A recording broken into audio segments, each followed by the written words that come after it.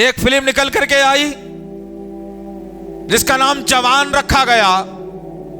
بوڑھا آدمی رول کر رہا ہے جوان کا. عجیب سا فلسفہ ہے یہ بھی کہ بوڑھے کو رول دے دیا گیا جوان کا، اس کا نام جوان رکھ دیا گیا. ہر آدمی کہہ رہا ہے جوان. ہمیں فلموں سے کوئی لینا دینا نہیں ہے. نوجوان نسل یاد رکھنا اس بات کو.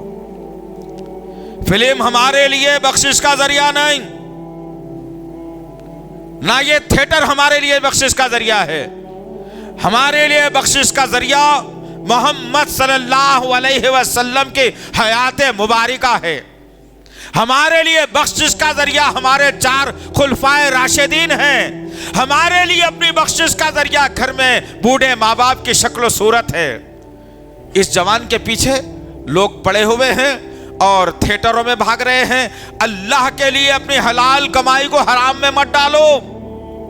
اور یاد رکھنا، جس جوان کی تعریف میں لوگ منہ نہیں سکا رہے ہیں آج، ہم ان سے بھی کہنا دینا چاہتے ہیں، جس ہیرو کو آپ مسلمان بتانا چاہتے ہیں اسلام کی نظر میں وہ مسلمان نہیں ہے. ہم باقی طرح کہیں گے اس بات کو. جو برائی کا پیغام دیتا ہے مسلمان نہیں ہو سکتا. اور پھر ظالم انسان نے اپنی فلم کی کامیابی کے لیے تروپتی مندر کا دورہ کرتا ہے، وہاں جاتا ہے، پوجا کرتا ہے، بت کے سامنے ہاتھ جھکاتا ہے. اللہ کے نبی صلی اللہ علیہ وسلم نے کیا کہا؟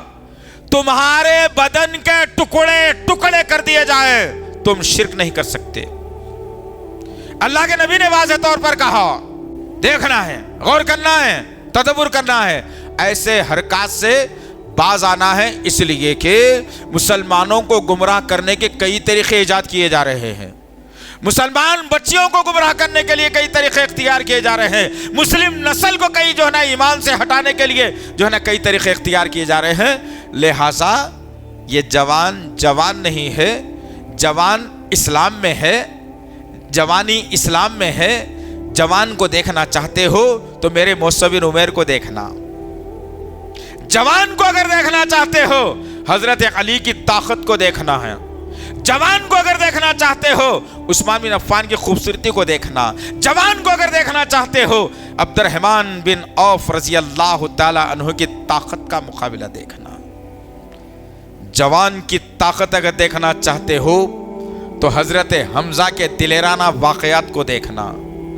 یہاں ہے سب کچھ ہمارے پاس موجود ہے. یہ تم نام رکھ کر کے لوگوں کو گمراہ کرنا چھوڑو.